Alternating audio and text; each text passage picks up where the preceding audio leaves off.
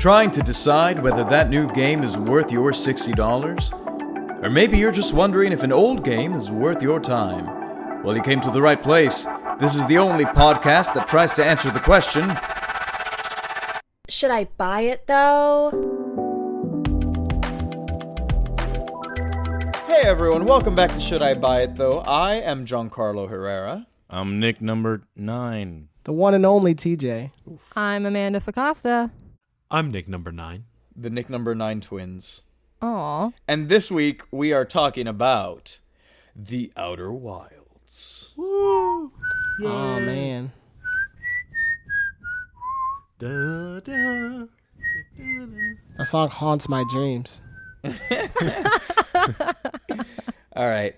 So this episode was suggested by one of our founding parents on Indiegogo, Alejandro Larcon. So thank you for suggesting this. Thank you. For those of you who are not aware, this is a space exploration game. We are going to, as usual, steer clear of spoilers pretty much. But all you need to know is that there is a big mystery in this small universe. And the draw of the game is basically to explore at your own free will and try and figure these things out. And you are on a sort of time limit. You have 22 minutes to figure out whatever you're going to do during your particular turn, I suppose. Yeah, so I think the first thing I want to ask is how long everyone's playthroughs were. And or if you found the ending, or an ending at least. I guess I'll start. My playthrough, I'm guessing, was somewhere between 10 and 15 hours-ish. And I did find what I think is generally regarded as the ending. And, of course, other things along the way. My playthrough is a lot less. It's like 4 to 5 hours. Oh, Mr. Big Brain over here. Ooh. No, that's Wow. not... That's me losing interest and taking shortcuts. Uh-oh. Oh, no. Plankton cheated. Well, shouts out to Mr. Giancarlo and my boy Human Being. Thanks to them. Mostly thanks to them. If you watch our stream, you can see me enjoy the game for a little over 10 hours. And I found an ending. I'm just surprised that it was in there. I came into about 10 to like 13 hours total. Wow. Cool. This is me making a rough guess, but I want to say I hit around 20 hours, I think. All right. So this game is such a weird thing to talk about because you can have so many vastly different experiences in this game. You can finish the game, quote unquote, without having seen, entire planets.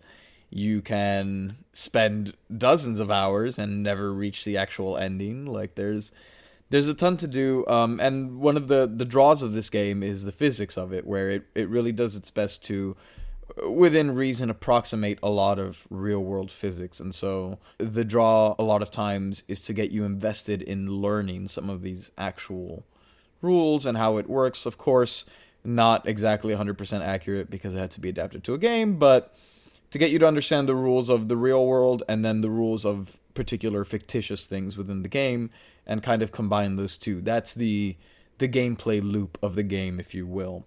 So let's just open with something real simple here. And I guess just, how did you enjoy the presentation of the game? How did it look? How did it feel, I guess, world-wise and visually? I thought it was very cute. I like the music. My first 3 notes in the game are very cute, chill music, and looks fine. I wanted to say that the environment I thought was absolutely brilliant. I actually really, really liked it, especially once you started to explore. I don't know, I really liked how every single planet was just unique and very different from the other. And also the music, yes, I agree. I really liked it. I don't know what it was about the music, but I just thought it was really well done. And like the moments when you actually heard it or when it did come in, like how it is towards the beginning. And then when you're getting closer to the end of that 22-minute cycle, like the change in tone of it, I'm like, that's just so clever. It's genius. And like, you may not even notice it. You might. And if you do, great. If you don't, whatever. But it's there. And when you do, it's just, I don't know. I thought that was a really, really nice touch. That's actually a very purposeful design decision. For those of you who don't know, this is made by a relatively very small team over the course of many years, if I'm not mistaken. And so one of the draws with this game, again, because it is literally a whole solar system that you can explore, I agree with Amanda. I think each of the planets is very interesting. Like my note says looks fine because like graphically I don't think it's really going to blow you away, but I think the thought that they put into the elements that are there surpass the actual graphic fidelity of it. And so one of the things, for example, is, again, because this is a big exploration thing and they want to have a full solar system, a lot of these planets are relatively small. And one of the ways that they try and encourage exploration properly is through the use of things like music and visual elements and all of that. So a lot of the game is relatively plain, except for where it wants to draw your attention to. And so on certain planets, you'll see something really interesting. And so it's the draw of kind of like in a game like Breath of the Wild, where you see something and you're like, hey, I'm going to go check that out. What is that? Because there are no quest markers. There's nothing. It's purely go explore.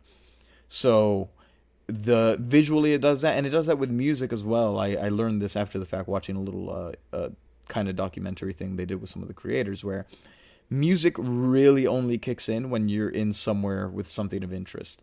So I think it did its job very well with that, where overall, again, the game is not going to blow you away on traditional terms of like graphic fidelity or anything like that, but I think the elements combine together to make a really compelling world to explore. Yeah, and I was gonna say too about the music. I saved that opening theme on Spotify on one of my playlists just because it was so, before you even open the game, it's so chill and it sets the mood perfectly. It opens up with like a tiny little planet and there's a campfire on it, and the music's kind of like, I don't know, it relaxes you, and it gives that vibe of like, oh, I want to go out and explore in a chill, relaxing way. And I loved that. I wouldn't even play the game sometimes because I'm just sitting there on the opening screen like, oh, I could listen to this song for hours, you know? And in terms of graphically how the game's presented, it reminded me of like, you know, an indie style game, which it kind of is. It reminded me of that game The Witness, had a similar graphic style. It's cute. Like, it does its job fine. It's nothing extraordinary, but like it's enjoyable. It's fun to look at. I mean, it looks cool. I very much was walking around. I was like, yo, this game was made in Unity, and I can tell. Oh my. But like, it was fine. It doesn't blow you away visually, but like, it does its job. It's more about the concept, I think, right? Like the concepts of the planets as opposed to the actual build, I suppose. And they put a lot of like little intricate things in there too, so you're just like, all right, this is kind of cool. Like, I see what you did there. Like, instead of going to these big grandiose, like super well rendered like places, it's just these tiny little planets you can walk around and crawl into nooks and crannies and things like that. So they did that well. And then the music is pretty good. They do a really good job playing with the music and like the volume controls and stuff. It made me personally hate the song at the end of the cycle. One, I just don't like the way it sounds in general. And then like two, it just gets super loud as like a way to be like, yo, time's up. Impending doom is coming. Yeah. So hurry up. But it was very well implemented, and then a lot of it, they play like a lot of banjos and harmonicas and stuff, so it kind of makes you feel like you're in the like wilds. A country, not even like in a wild really. It's more like country, like bayou, but like a solar system bayou. To your point about the last song, I definitely agree with you. Where just the negative feeling of like every time, because it always came at the worst time. Like the cycle was ending, and I was in the middle of like exploring something. I'm like, no. So it. My brain started to associate it with anxiety, and when I got to like what I'm referring to as like the actual ending, I suppose, you're on kind of a time crunch.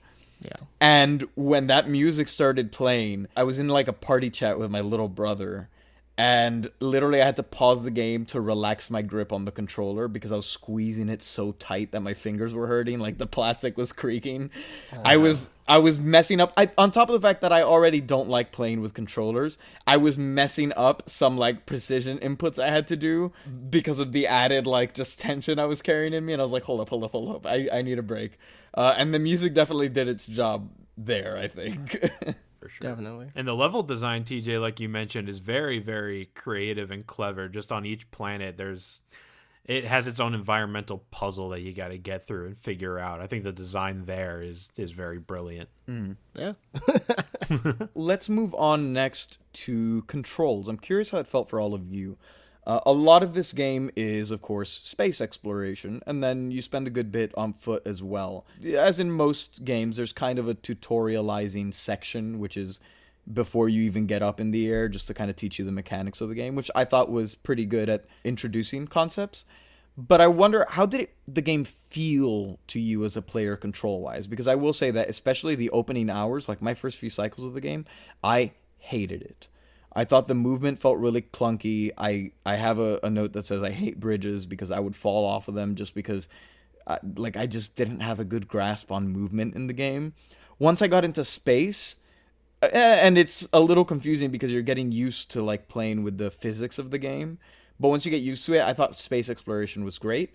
But yeah, like on foot, I really did not like the controls for me as a human, or not human, but as an individual running around.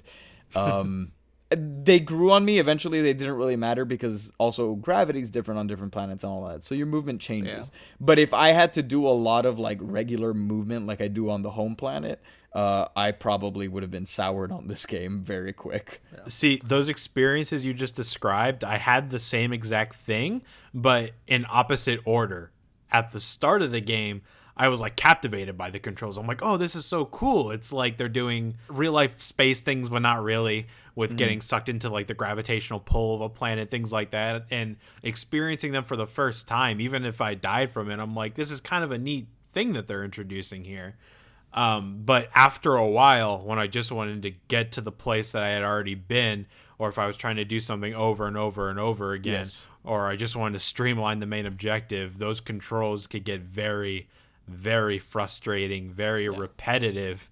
And like this might be my fault, but I'd make mistakes sometimes by just trying to rush things because I didn't want to have to do the same sort of, and I don't know if it's jank or if it's truly they were trying to emulate a sort of space-like feeling in certain places, but that could get very grueling. But I didn't experience that until the second half of my entire playthrough. Sure. The first half I enjoyed it. Yeah. I don't know if this, because I was using remote play to stream as well, so it was a little bit of a lag. I guess they were trying to implement it kind of like more like real life thing. So like when you jump, you hold X, and then when you let go, he jumps almost like you're prepping the jump. Yeah, it is actually meant to kind of simulate the idea of like, you're exerting force upon the planet, and the planet is pushing back on you, and then it's a jump. So I get that. It just felt janky. Okay. At least at the beginning on foot. Not so much in space. I'm also still not a fan of most of the movement. It had to be explained to me, really, that how to control the thrusters to move around and like which ones did what. At the very beginning, in the very first, like your opening world, you can practice flying a rocket ship, and it's supposed to imply that like this is how you control your ship. And I crashed that rocket ship every time, and to the point where I was just like, I'm not doing this anymore. I'm just going to play the game. And I never got better at controlling. I would literally jump into things. I would always like crack into walls. My spaceship would always, like I would land on planets and break something. Sometimes I would just die off that. My last playthrough in the very beginning, somehow I just fell off the top of the bridge before you get to your spaceship and died, and I got a trophy for dying in less than 60 seconds. It was just frustrating. Yeah, that's one of the things that this game definitely just throws you out there, and because that is the lure of the game. Again, there are no missions, there's no anything, so exploration is a big thing, and that includes the actual mechanics of the game to an extent. And so depending on who I'm thinking about recommending this game to, one of the things to definitely consider is, for sure, accessibility. I don't want to say, like, you need a big brain to play this game or anything like that, because, no, not necessarily, but just there are certain things that are obtuse, and that's by design, but I can definitely see that being very tiresome for certain people. Yeah, they seem to throw accessibility and being kind to players out the window in lieu of like the realistic space mechanics, which if that's what they were going for, fine. But I don't know. I feel like they could have presented it a little bit better. I respect it only because I do think there's not necessarily much game if you keep tutorializing people. Right. Because it's meant to be trial and error. I think that's the gameplay loop where they're trying to hook you. So I get it, but I also understand the frustrations, and I don't know what a nice middle ground would be to meet people at. Yeah, I don't either. I totally see it both ways too, but Yeah. I'm not a game designer, so I don't know the solution. I mean, like, for what it is and what it intended, it accomplished it. It's just the fact that it's not kind enough to... It feels like the players who would enjoy that kind of niche really enjoyed it, and it really geared towards them, and the players who would come at it more like as a casual aspect or as like a newcomer to it, it was not kind to. Yeah, which also is a little unfortunate because some of the world building that they do, I guess lore wise, is actually very interesting. There's a whole thread that I thought was going to be the main part of the game. I thought I was going to finish the game about 5 hours in because I made it to this thing that felt like such a big deal, and I thought it was going to be the end of the game, but it ended up just being completely optional. And I was like, wow, this is really interesting, and it sucks that I'm sure a lot of people just probably never get to see this. Which, again, is the lure of the game, but also has its, it can kind of suck from certain perspectives. To its credit, like, it's kind of cool, like, with it being indie and, like, how it came out, it kind of opened up a door for a lot of indie games that wouldn't really get that kind of shine based on this, because there isn't, like, it's not a traditional game. There's not, like, a common enemy. There's no real, like, conflict that you have to deal with. Yeah. You just have one goal to accomplish that. You just go through a bunch of steps. It's also kind of cool that you could spend 20 hours in a game learning how to beat it, but in all reality, you legitimately have to beat it in 20 minutes. Mm-hmm. Yeah, that's the thing. Like, there's so many draws to this game in terms of exploration and story, but the controls themselves, I think, are the biggest disadvantage going for the game, because when you told me about the thing that you found, I never found it in my playthrough. And I went back. I'm like, oh, wait, I want to go look for that. Why didn't I ever do that? And then once I booted up the game to go do that, I'm like, oh, I remember why. Because the controls are so frustrating that I don't want to go out of my way to explore anymore. Does that make sense? Sure. Even though I was captivated by the stuff that was going on in the world, I didn't want to bring myself to do it because it was so frustrating. What I will say for the game for sure is that it is absolutely unique in the space. I don't know that I've ever played a game that's anything like this. And one of my notes is just that this has got to be such a ridiculously incredible feat of engineering.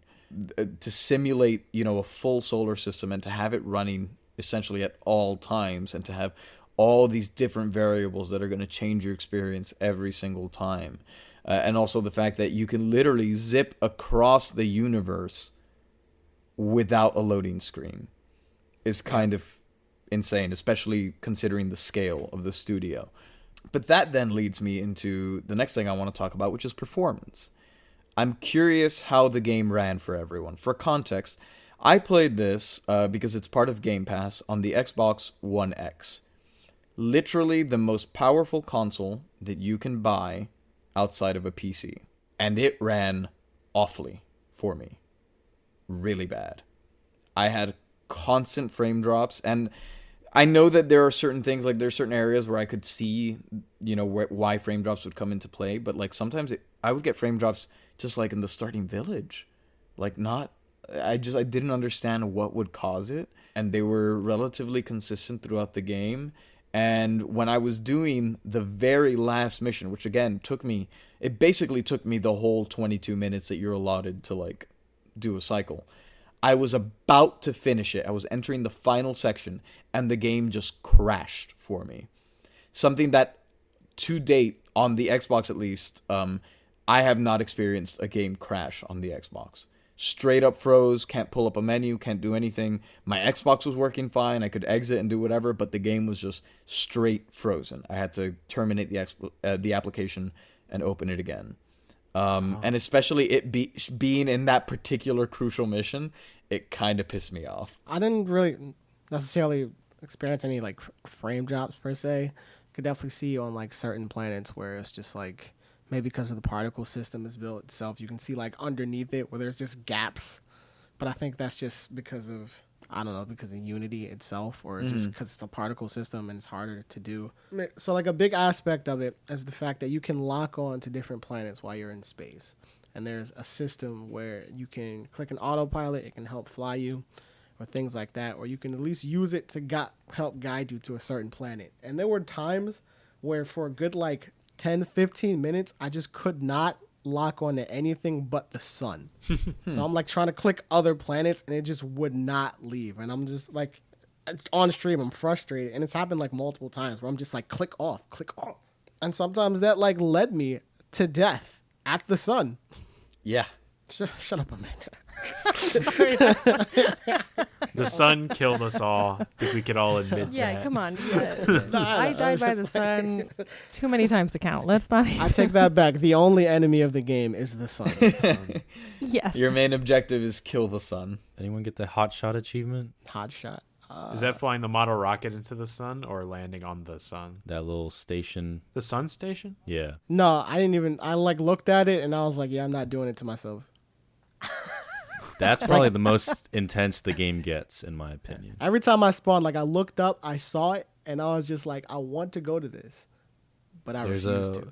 So the achievement is for entering it not the normal way, by literally flying to the sun and landing on it. Yeah, that's probably the most intense I think the game gets, because I know Palazzo watched me struggle with that. Intense or frustrating? Both, because the jank controls. One thing, like I think the thrusters aren't strong enough in this game, or I guess the sun has a lot of gravity on it, so. Yeah. But also there's a roll control as well. So there's forward, backwards, up, down, left, right, and then roll the ship left and right, kind of. So I had to utilize all that at once while landing the ship, because when you land, if you don't land perfectly, the ship will kind of fall onto its side, and then I'll get tossed off because this is orbiting the sun super fast, so it's throwing you at the same time. So just more, I do wish that they had made the controllers easier. They did, though, I think, make some stuff easier, like with velocity matching. Velocity matching is the single most wonderful thing that you can learn how to use in this game. It's your best friend, but I forgot about it quite often. It was never explained to me what it legitimately did. Like, it's basically autopilot. Well, no, I get it now, because it kind of like slows you down and there's a straight up. It's autopilot where it'll control your thrusters and set you to be at the same speed as whatever item you're locked onto. So in practice, since it's orbiting whatever, you and that object are going to be in lockstep. So you won't be drifting away, you won't be drifting closer, you'll just stay where you are relative to that all object. it did was like stop me, and I was just like, I don't like this. Well, the purpose of it is like, say you're barreling towards the sun. If you quickly match your velocity, it'll slow you down to the point where you're not getting sucked in as quickly or at all. So you can match your level with the sun and go in more slowly. And in all fairness to the game, there's a small tutorial for it in the cave on the first world. When you get that jetpack tutorial, it's meant to teach you how to fly with a jetpack and match your velocity when you're repairing the stuff inside that cave. But for whatever reason, I forgot about it. I did not learn how to use match velocity in that cave. In that cave, it was a lot of me zooming past objects and doing like 5% of a repair and then turning around and zooming back and just doing it until it was done. But eventually in the game, I figured out what match velocity was, and it was like wonderful. I kind of got a feel for what it was, because I started to use it to land on planets, but I never fully understood it. I was just like, I need this so I don't die. Yeah. I think, Nick, I told you to do that when you were trying to land on the sun station. I'm like, match velocity to slow yourself down so you don't go crashing into it. But in terms of, for me personally, the frame rate issues, I had the exact same thing. Drop frames all the time. It might be because of what you mentioned, John, of like the universe is constantly moving at all times, even if you're not looking at or interacting with certain things. So that might be slowing the game down. I'm not terribly sure, but yeah, I experienced those issues a lot. But I did also appreciate the fact that planetary-wise, everything on those individual planets seemed to work just fine, and there was no weird glitches or anything for me. For sure, yeah. All that stuff worked out. I enjoyed that. Other than the frame rate issues, everything was fairly smooth for me. No, it's a solidly built game, and just for context, I guess for those listening, I'm not a frame rate snob at all. I really don't care as long as it's a consistent experience.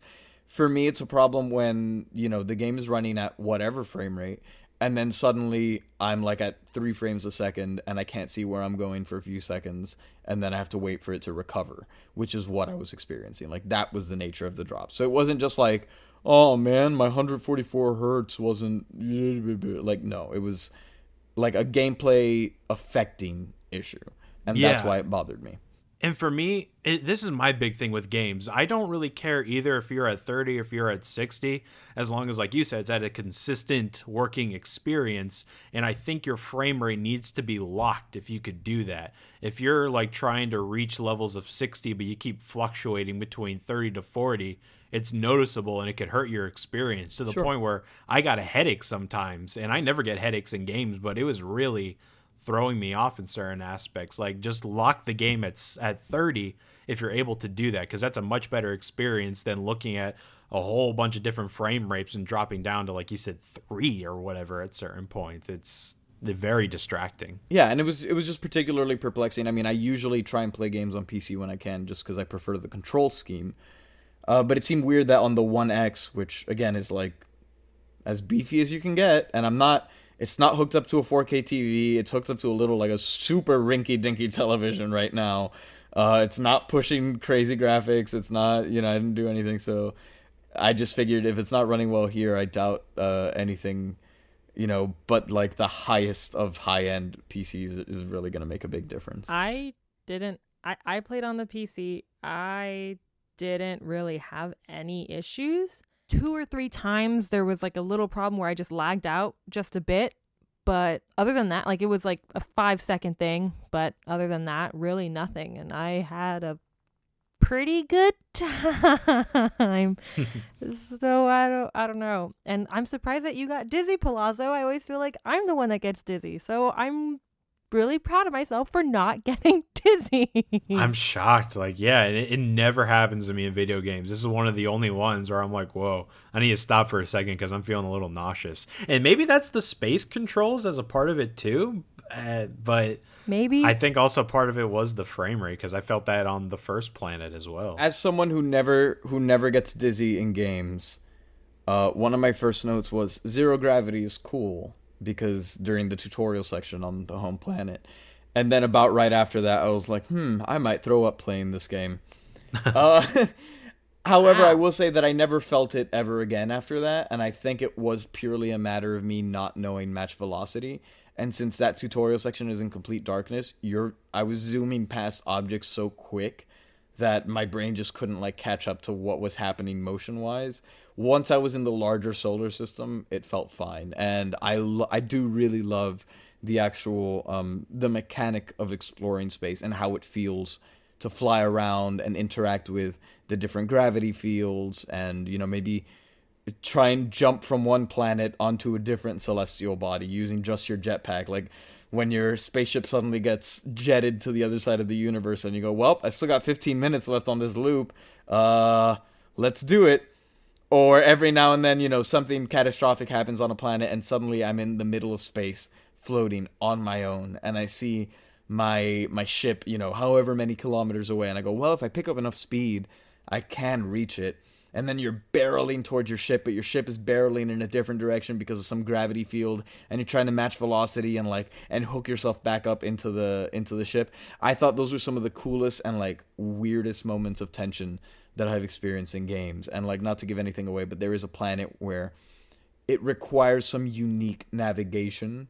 That's all I'm gonna say. But it's one of the most like tense moments I've had where I was like, oh my god, this is awesome. This is such a cool experience. So I did enjoy the actual mechanic of exploring space in this game. And it never felt scripted, at least not to me. Like, everything. No, God, of course not. All the stuff that would happen on each planet left me with a very genuine reaction of like, oh, like, I really feel like I'm exploring this thing. Yeah. Because you have the ability to go wherever you want. There's a specific track to the end, but in terms of how you find it, there's no specific way you have to do it. You could go anywhere you want at any time you want. and planets react differently based on different times or locations you're at. And I feel like this game is kind of in. Correct me if I'm wrong. This is kind of what No Man's Sky might have been trying to be when it first came out. It just didn't quite hit those levels, obviously. Yes and no. To a smaller extent. I definitely will be discussing No Man's Sky at some point in relation to this game. To me, this game it approaches a sim more so than it does a traditional game, it seems like. Okay. Yeah, it's weird because it does have that thread of like narrative, but I think really you're here for the simulation of the solar system. Yeah, and it felt very rewarding too when you figured out how certain aspects of the solar system worked. For sure. Like when you realize, oh, this is how the planet's reacting. You could adjust what you were doing based on what you discovered and get better on the next gameplay session without spoiling anything. But I exploration was one of the highlights of this game for sure. It's super cool. I could see this being a game where I remember when Sea of Thieves first came out, and they introduced the sloops where you could navigate by yourself pretty comfortably. I really enjoyed just playing 20 or 30 minutes in that game, like logging on, doing like a quest, and then logging off and doing that. And I could see this game certainly being that for some people, like the game that you just constantly come back to. You come home for like an hour, maybe in the middle of your day, and you go, you know what? I feel like doing a cycle in the Outer Wilds and just going out and exploring a little bit, and then 22 minutes are up, and you go, all right, that was enough. I could definitely see people enjoying it in that aspect. I think that's gonna be me for sure. When I'm like, I don't have that much time, but I have some time to kill. Like I'm waiting for a friend to get on since I'm on PlayStation. I'll probably Sure. I don't have that much time to go into a huge quest, so I'm just gonna open this up for a sec and look around. So yeah, I think you're right. Next, I want to lightly touch on narrative to a degree, because there's not really like a narrative in this game, but there are narrative elements to discover, and there are characters in this game. There are both characters that you actually meet and characters that you come to know without ever actually meeting. And one of my big questions for all of you was if you felt connected to any of the characters. I know for me personally, I felt connected in a sense to the characters that you don't actually meet, like the ones that you just kind of learn about as part of the mystery. But as far as the actual like physical characters in this game that you can interact with, I could care less, except for maybe one of them. And the thing is, like at a certain point in the game, depending on what route you go in gameplay, it tries to pull on some of those strings, like hoping that you've attached to these characters. And I found it very ineffective. And I'm curious how that landed for the rest of you. Yeah, I'm not attached to story or characters, to be honest. It didn't get me. Yeah. Yeah. I mean, like, I thought it was cool. Like, I liked some of the characters have, like, interactions with each other that you never meet. Obviously, you never meet these characters, but you get to see some of their interactions. Those were fun. I enjoyed those. I felt an attachment to the arc in that I was invested in it. But yeah, as far as, like, the actual characters. Yeah. Those are fun. I also never, like, learned or wondered why they chose to talk to each other in that way. Okay. It's cool, like, learn about this. I was just like, why is this here? This is a whole conversation, and it's not like an audio recording or something. Yeah, I get that. Yeah, in terms of like the characters that you physically meet in the world, I could care less, honestly. But just like you, the characters you don't interact with, the Nomai, that I was very invested in their story and just picking up pieces throughout the world of stuff that they've left behind. I was fascinated by what was going on. It made me want to keep exploring to get more of their story, because you could find pieces of it in different orders, and might not make total sense of it, but you get enough to where it's like, oh god, now I gotta get over here to get the answer to that question I found on this planet. And just how the narrative is presented to the player, I think, is one of the most creative ways I've ever seen it in a game. How it's not just ham-fisted to you. You gotta go look for it. And I thought it was very creative and clever. I enjoyed it. The messages from those characters almost work as it's the closest the game comes to having like someone giving you a side quest. Yeah. And I thought it worked pretty well. It definitely got me interested in what was contained within the messages. On that note, I guess I'm curious how the arc of your gameplay felt. because here's kind of what happened for me. The first few hours really didn't like it because of the controls. And then when the game actually opened up into what the game actually is, I started enjoying it a lot, blah, whatever. I played for a couple of hours. And then I got to that point that I mentioned earlier that I thought was the ending of the game that turns out was just a completely optional thing.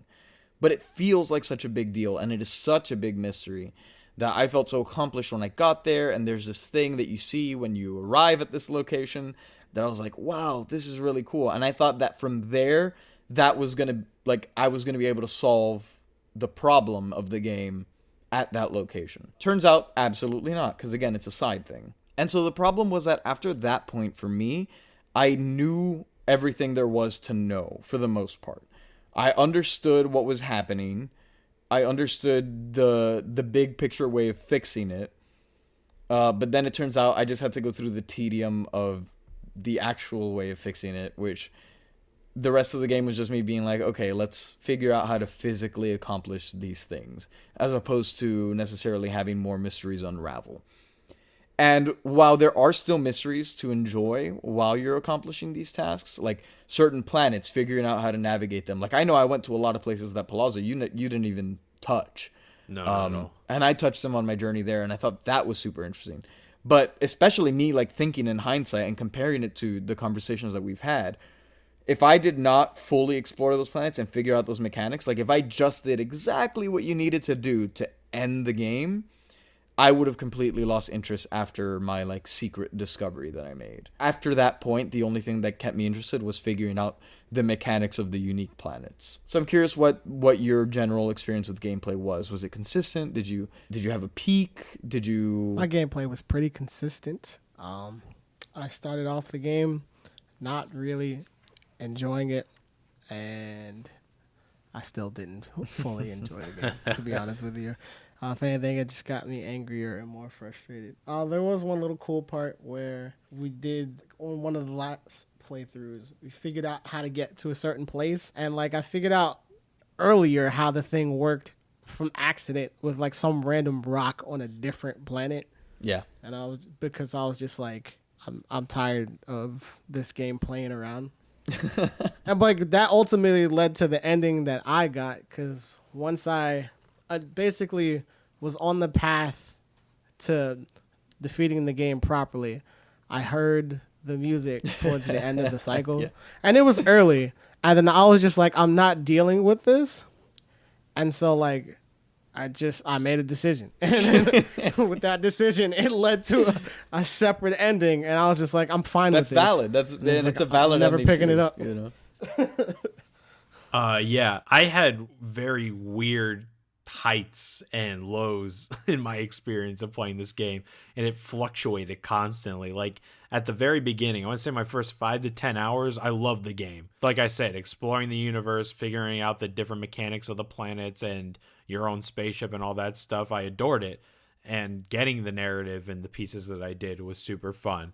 But after a while, I started to figure out the game, I guess, in that there in its drive to deliver the most unique experience possible, it also took away a lot of the fun from players. Like, sure. I started to realize, the oxygen and fuel levels run out way too fast.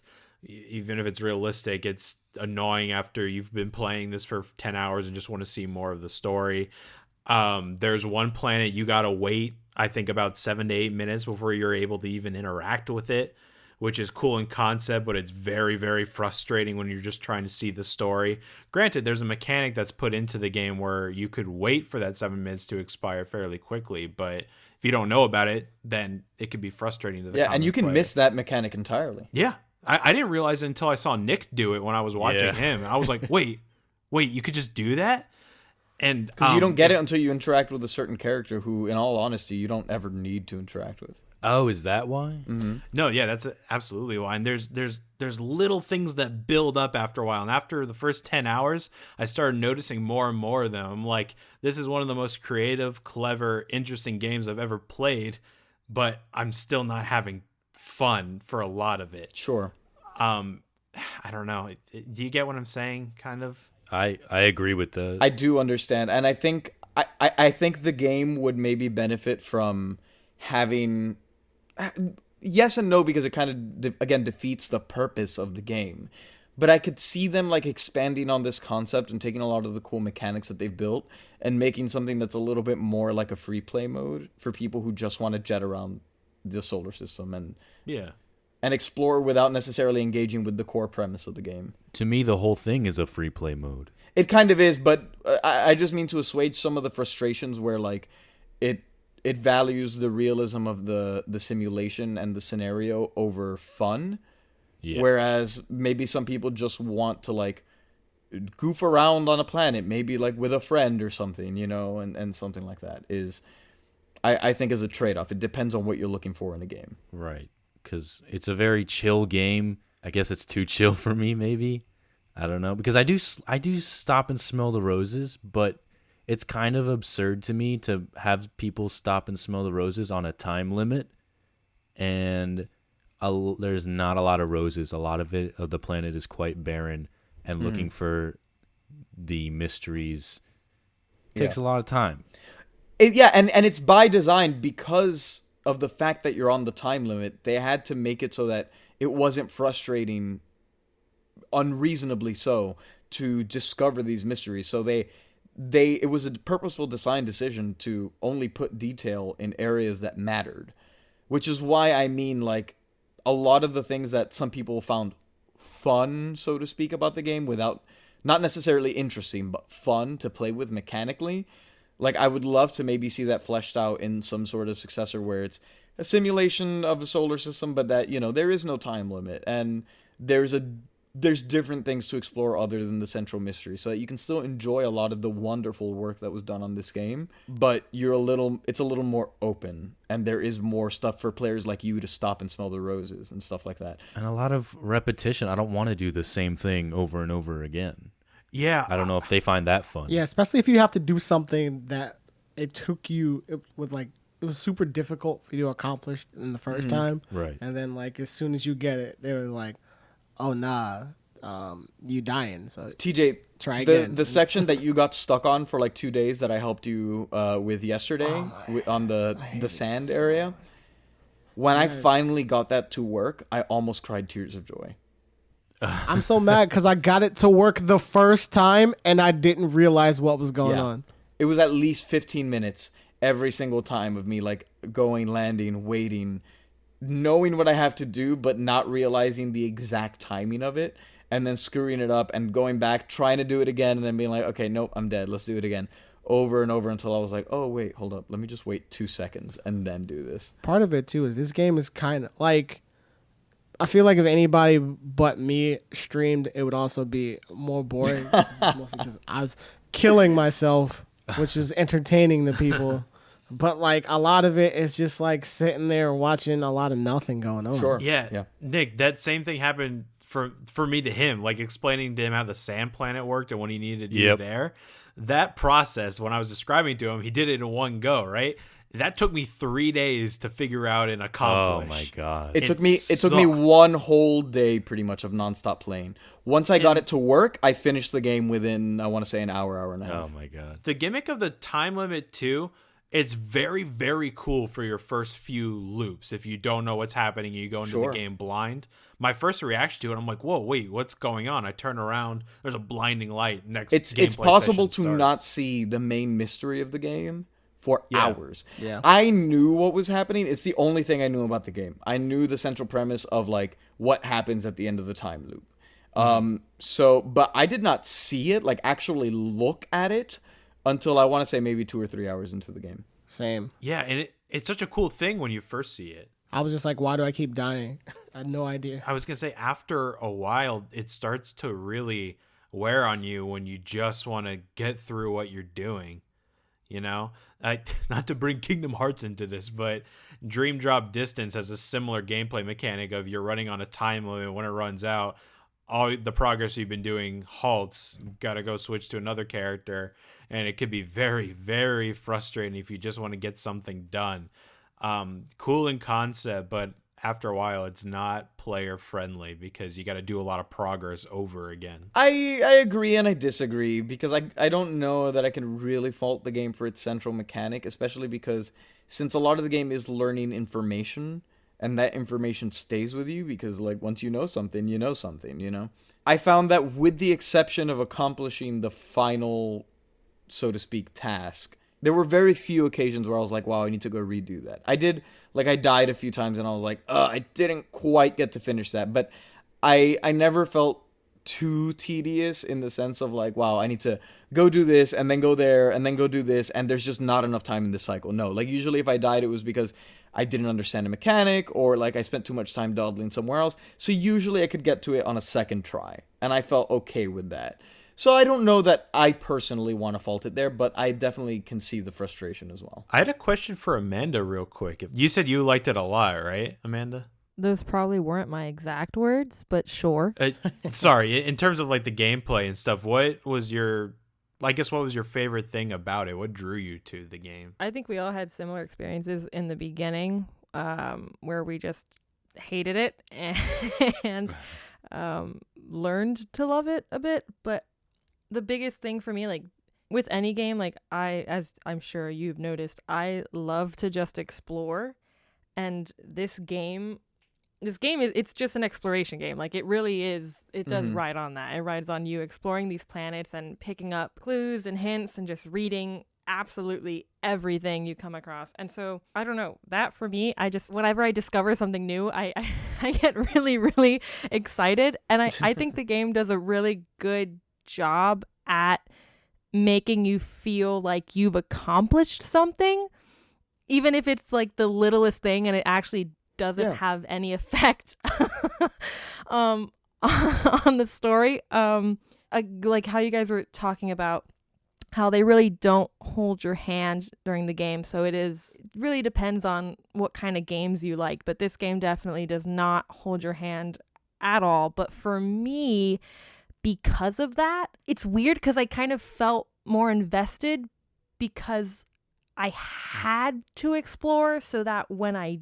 did explore and I did find things, like, I don't know, going through it all and understanding it on my own, I don't know, for me it felt really fulfilling. It's your own accomplishment. It's not it was really it was like I got a lot of satisfaction from it. So I don't know why, especially because in the beginning I hated it and I was like, I don't want, like, can I return this? Like, this is not gonna be fun.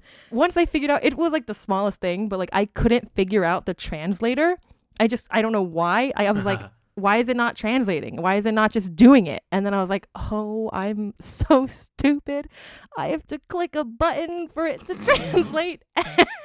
It was so dumb. It was so dumb. But when I did, and just that discovery alone, like, I don't know, I just got so excited.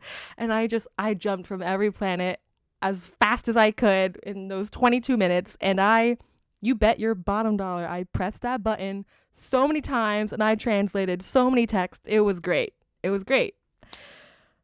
Ugh, I don't know, man.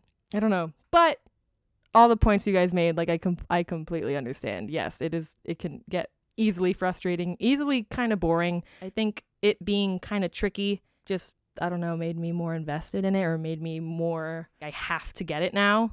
You know what I mean? Yeah.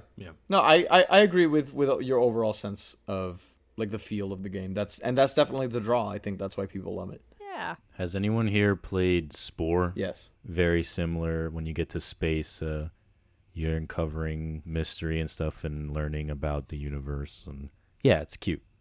That's all. I just want to say it reminded me of that. Anything else? I don't know. I think you can tell that the game was made with a lot of love. Yes. And I appreciate that. Of course. Yeah, I think John mentioned this earlier. If you guys don't know, there's a documentary out for it on YouTube. Go watch that. But no clip. They do some really wonderful work. Yeah, it was like a student project at first, a really big student thesis project, I want to say. Just a few people working on it and expanded into a very, very big passion project of theirs. And the game's filled with a ton of love. You could see that from the documentary. And if you play the game, you could totally see that too. Definitely. All right, well then, let's get to voting, ladies.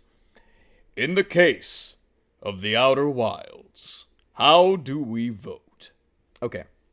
So, here is my sense of the game. I think this studio absolutely deserves your money for the work that they did on this game. That said, you as a consumer, as an individual purchasing a game will always take time and money. Or maybe just time if you get it for free. But time and money, generally speaking. I played this game on Game Pass, so it did not cost me anything, which is wonderful. I think this game, for you as a consumer, nothing to do with whether the studio deserves anything. It deserves either your time or your money, not both. And unfortunately, you cannot buy a game and not play it. So, unless you can get it on Game Pass or whatever, something for free, but that's not the point of this. It's should you buy it. To buy it, you need to spend money, and then you need to spend time to play it. And I unfortunately don't think it's worth both. I think if you want a mystery, a game like Disco Elysium is a much more compelling mystery, and the mechanics are better suited for that.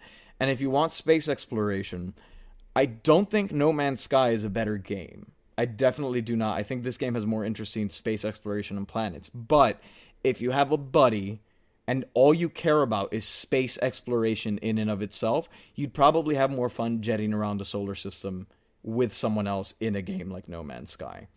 So, for me personally, it's going to be you should not buy it, though. Wow. Huh. Holy crap. I'm stunned. Mm. Okay. Right. So this is a cute game. It's still a good game. You know, that sounds bad already. So, basically, It's cute. basically, I believe that, just like music, games, you know, there's all kinds of genres and there's a genre for everybody. If you have a friend who's like, you know, I've played, first-person shooters, or he's like, I've tried to get into video games, but I can't really do it. And all they've played is first-person shooters or action games or whatever. You know, maybe they're a puzzle game. Maybe they're a mystery game kind of person. Or, yeah, space exploration, whatever. This might be the game for you. Mm-hmm. And, yeah, obviously the game had a lot of work put into it. A lot of love in it. And the price is very reasonable to me. But it's not for me. And so with that, in good conscience, I cannot give it the vote to buy. It wasn't for me, I don't think. Now that I have it, I'm just going to open it up like if I was in a waiting room. I can't because it's not an iPhone or whatever, but I'm going to treat it like the same, like an iPhone app I would open up in a waiting room just looking for something to do. If I'm at home and I have a very few minutes to kill, that's what I'm going to do. I'm just going to open it up and look around. But I don't think it's worth the buy. So yeah, for me it's just sad because performance really killed it. Like it was the final nail in the coffin that I was like, I can't. It reminded me of Spore, and Spore I can be creative and there's kind of more progression. And I do, like I said, I like stopping smelling roses, but I don't think I like my whole game to be just smelling roses. I think I'm kind of, I need more action. I'm a little barbaric like that, I guess. That I need some. I guess that makes me sound like, you know, I have a short attention span or something. Well, you do, but it's okay. I just probably, but I just couldn't get into the story of the characters. But I would, land on the planet like, this is cute. Okay, now what? And there's no quests, right? It's kind of there's no objective per se. You kind of You find the objective. Yeah. And so when I first launched into space, I was like, where do I go? See, now, here's a fun little thing. I don't know. I've been thinking about it all day. I agree with what you guys said about the time money. The thing you said about time money, that was fair. That was a good point. I mean, I don't know. Again, like what Nick said, definitely depends on the kind of games you're into. For me, though, being a pretty genuinely curious person, I think from the beginning of the game, the lack of information you get piqued my curiosity.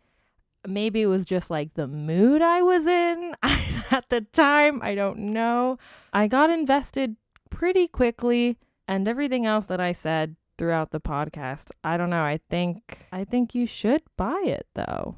I think if considering what everyone has said, and maybe even looking up a little bit about the game beforehand to figure out if maybe this is actually a game for you and you're kind of just like, I don't know, should I get it? Yes, I think you should get it. Yeah, I don't think there's anything else I can say that'll help. I think you should though. I do. But that's just me. I'm not sorry about it, but I'm a little sorry about it. Like, I'm just a little sorry about it. Don't be sorry. If you enjoyed it, you enjoyed it. Yeah, if you like a game, you like a game. You're good. Yeah, thanks, guys. I really appreciate that. You're welcome. All right, I'm going to pass it over to TJ Barry. Nah, it's going to Nick. What? Oh, it's going to me? Okay. All right. I respect it. So, Amanda's been thinking about this vote all day. I've been thinking about it for weeks. Wow. Weeks I've been grappling with the inner workings of my mind to figure this out. I'll preface it with this game is not for everyone. There was times where the gameplay felt a little clunky and I was straight up not having fun in certain areas. It was frustrating. It could feel like a slog at times.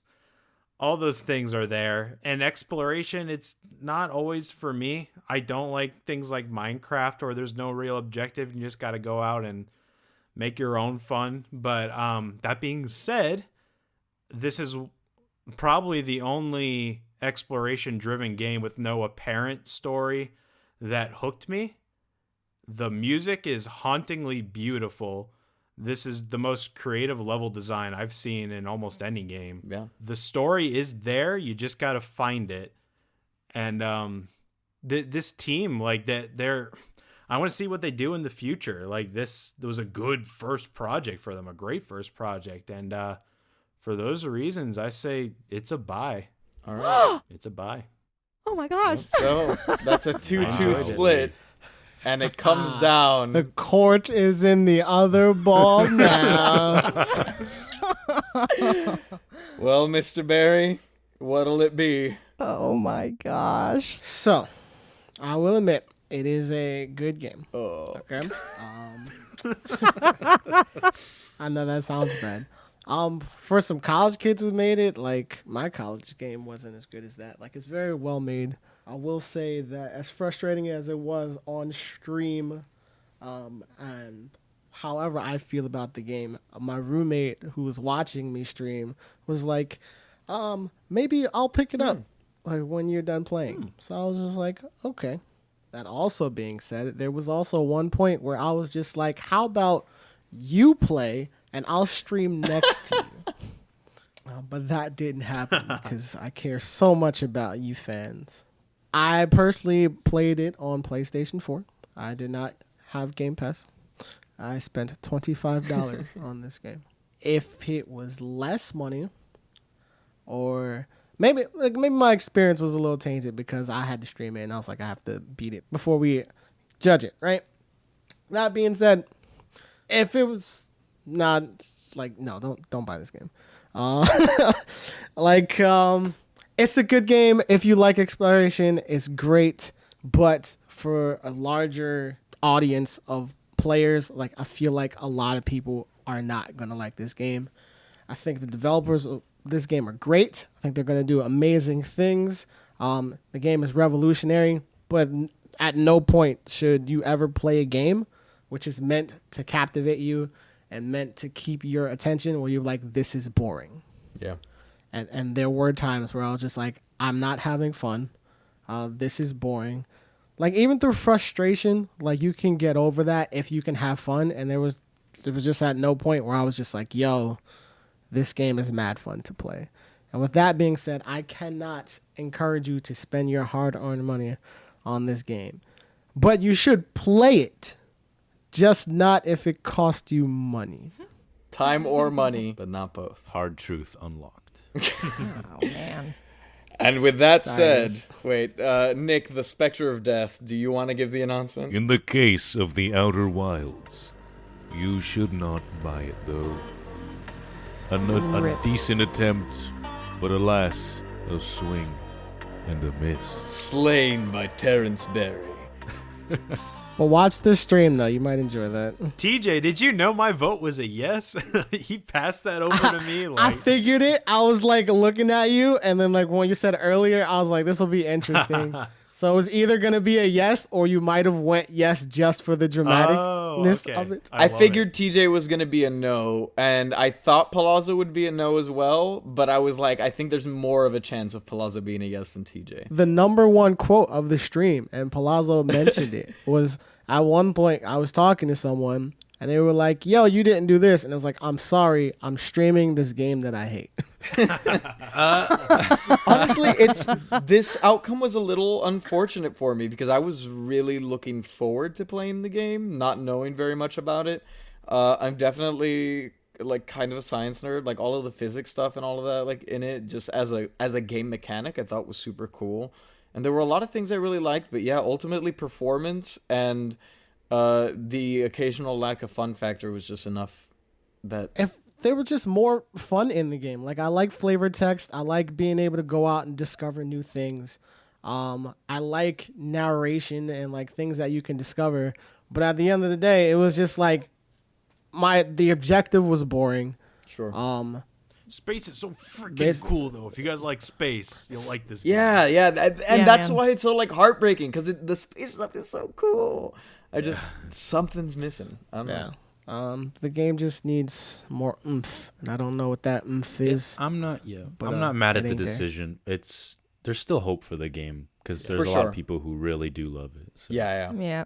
I understand. And it definitely opened like a gate for games like it. Definitely that all the astrophysics, it should inspire, hopefully, like they did something for the community. Yeah. So Not even with like the astrophysics, just like in general, where like a game where you don't have like straight up. It's not like a go beat them up, kill this person kind of thing. I might be that It's guy. not- I might be a barbaric So- gamer. For all you know, someone will make a game and you got to go explore ancient Greece or something. I don't know. Yeah, it's just go find something. That's all the Yeah. game is. But it's cool, though. My personal opinion, if you can give it your time, give it your time. It's worth that. I just don't think it's worth both. But yeah, that is our review of The Outer Wilds. A not buy, but still Yay. a nice experience, I think. I'm glad I had it, despite the fact that I don't know that I'll be touching it again. But I'm not mad that I gave it the time that I did, and it was a fun experience. And I'm glad that some of you guys enjoyed it as well, and I definitely think that there are aspects here that are unique and definitely worth praising.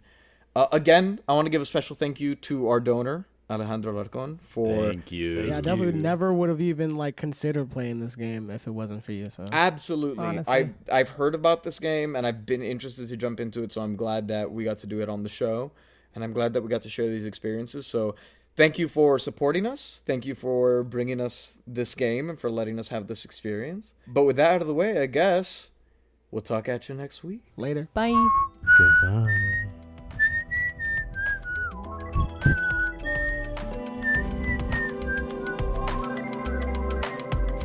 I love all the air coming out.